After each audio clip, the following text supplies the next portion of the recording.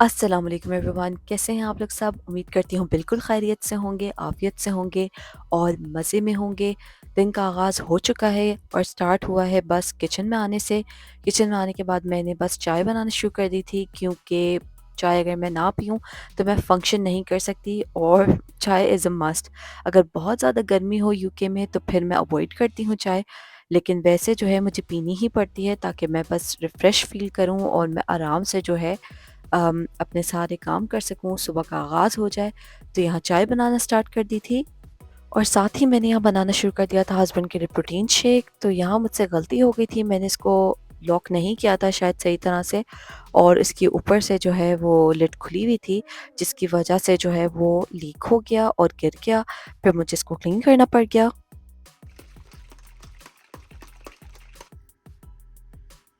और यहाँ मेरा जो है ये चॉकलेट का सीरियल बोल है। I love it, I enjoy it a lot. I know it's unhealthy, लेकिन बस एक चीज़ की अगर यहाँ आदत लग जाए तो मैं जब तक इस मॉर्निंग रूटीन को फॉलो करती हूँ, जब तक मेरी इससे बस नहीं हो जाए, तो डेली मैं तकरीबन यही नाश्ता ही करती हूँ।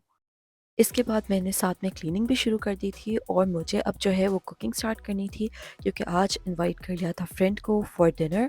Early dinner at around 6 o'clock मैंने उसको इनवाइट किया था, तो उससे पहले मैं चाहती थी कि उसके आने से पहले हर चीज़ बिल्कुल रेडी हो। और मैंने तकरीबन 3-4 डिशेस बना ली हों, लेकिन अल्हम्दुलिल्लाह मैं आराम से 6 डिशेस बना चुकी थी, including 2 desserts. So it was really good.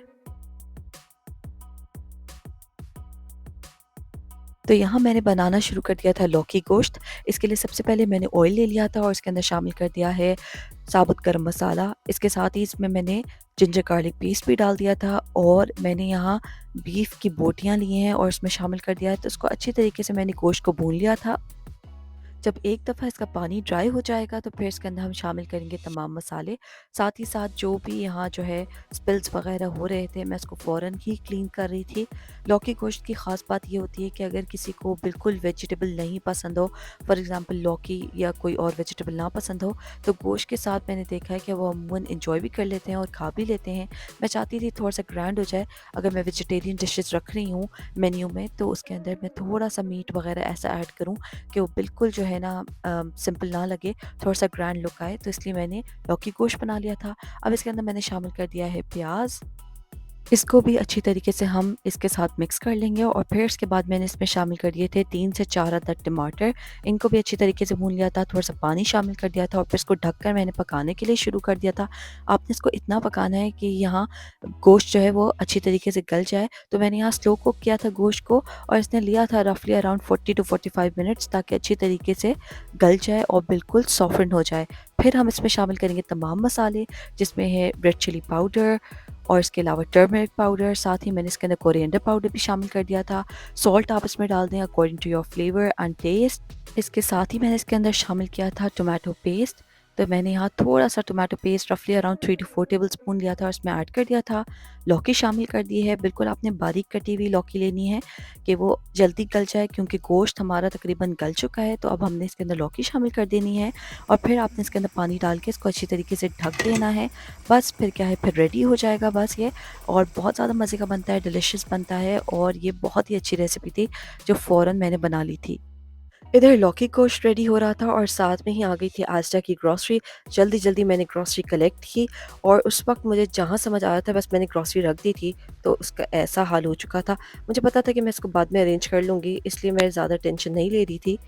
और एक दफ़ा जब मैंने कलेक्ट कर ली तो बस देखना शुरू कर दिया था टुवर्ड्स द लौकी गोश्त। इसका तकरीबन पानी ड्राई होना शुरू हो गया था। अब इसमें एंड में 2 ही चीज़ें जाएँगी, एक तो ये कि थोड़ा-सा हरा धनिया डालूँगी और थोड़ा-सा पुदीना डालूँगी। तो ये दोनों चीज़ें जब इसमें जाती हैं तो इसमें बहुत अच्छा फ्लेवर आता है और टेस्ट आता है। साथ ही मैंने जो है प्रिपेयर करना शुरू कर दिया था डिज़र्ट। तो डिज़र्ट में मैं बना रही थी चॉकलेट बॉल्स या केक पॉप्स। तो उसके लिए भी मैंने कुछ नहीं किया था, बस चॉकलेट केक ले लिया था और उसको जो है अच्छी तरीके से बेक करने के बाद मैंने क्रम्बल अप कर लिया था और गरम में ही उसको क्रम्बल अप कर लें तो ज़्यादा अच्छा होता है। उसके अंदर मॉइस्चनेस होती है तो आपको कुछ और ऐड नहीं करना पड़ता। वरना अगर चाहें तो इसके अंदर थोड़ी-सी फ्रॉस्टिंग भी ऐड कर सकते हैं और मैं तो कुछ भी नहीं ऐड करती, बस इसके अंदर थोड़ा-सा चॉकलेट और थोड़ा-सा मेल्टेड क्रीम डाल देती हूँ। तो बहुत अच्छी जो है मेरी बॉल्स रेडी हो जाती हैं। एंड में मैंने इसको फ्रिज में रख दिया था और फिर जब ये बॉल्स बिल्कुल रेडी हो गई थी तो इसके अंदर चॉकलेट से इसको कोट किया था और फिर रखना शुरू कर दिया था।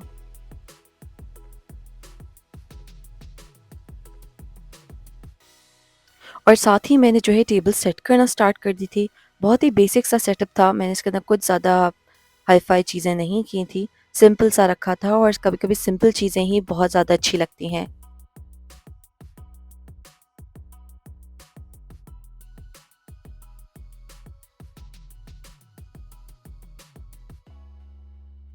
कटलरी रख दी थी, ग्लासेस रख दिए थे और साथ ही मैंने इसके अंदर कैंडल्स रख दी थी। तो यहाँ मैंने लेमन फ्लेवर्ड कैंडल्स यूज़ की थी, टी लाइट कैंडल्स हैं ये। बस मैंने इसको डायरेक्टली रख दिया था ऑन द प्लेस मैट्स, क्योंकि ये प्लेस मैट्स ज़रा स्ट्रॉन्ग से हैं, तो मैंने इसके ऊपर डायरेक्ट रख दिया था और अगर लिट करो तो फिर बिल्कुल परफेक्ट रहता है। कोई डर नहीं होता कि वैक्स जो है स्पिल हो जाएगी या कुछ हो जाएगा। तो बस यहाँ डायरेक्ट रख दिए थे और साथ ही बनाना शुरू कर दी थी मैंने खीर। और इस खीर की भी बहुत ही बेसिक सी कहानी है। बहुत ज़्यादा मुझसे राइस बॉयल हो गए थे फॉर मटर चावल, तो फिर मैंने बजाय उनको वेस्ट करने के या उनको रखने के, उन्हीं बचे हुए राइस से मैंने जो है वो खीर प्रिपेयर कर ली थी। तो एक एक्स्ट्रा चीज़ या एक एक्स्ट्रा डिश भी रेडी हो चुकी थी।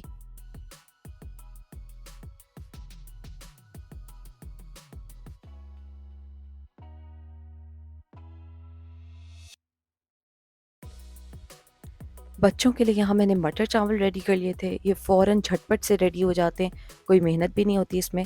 तो बच्चों ने बहुत शौक से खाए भी थे और एन्जॉय भी किए थे।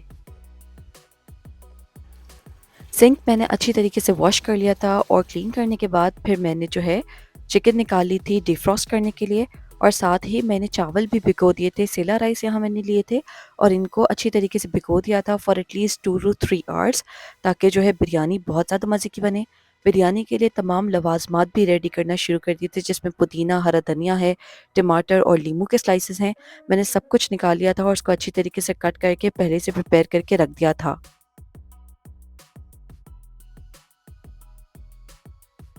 अब मैंने बिरयानी की लेयरिंग भी कर दी थी और इसके साथ ही मैंने झोल जो प्रिपेयर किया था दही का, वो भी सब का सब इसके ऊपर डाल दिया है।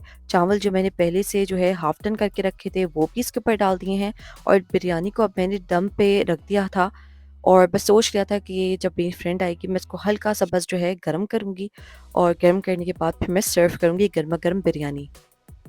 ऐसा हो नहीं सकता कि गरमा-गरम बिरयानी हो और मैं उसको टेस्ट ना करूँ।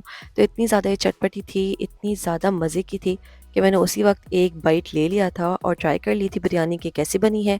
साथ ही मैंने वैक्यूम कर लिया था जल्दी से घर का और फिर मैंने जल्दी से एक क्विक फ्रूट प्लैटर बना लिया था, क्योंकि मुझे पता था बच्चों को फ्रूट्स बहुत पसंद है और स्ट्रॉबेरीज़ बच्चों की फ़ेवरेट होती हैं।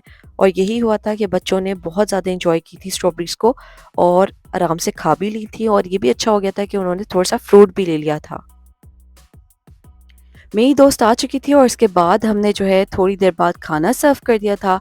खाने में ये तमाम चीज़ें थी, बिरयानी के साथ मैंने रायता सैलेड भी बनाया था और इसके अलावा मैंने थोड़ी-सी दाल भी बनाई थी। तो इतनी सारी चीज़ें थी अल्हम्दुलिल्लाह हमारे डिनर टेबल पे, हमने इसको एन्जॉय किया।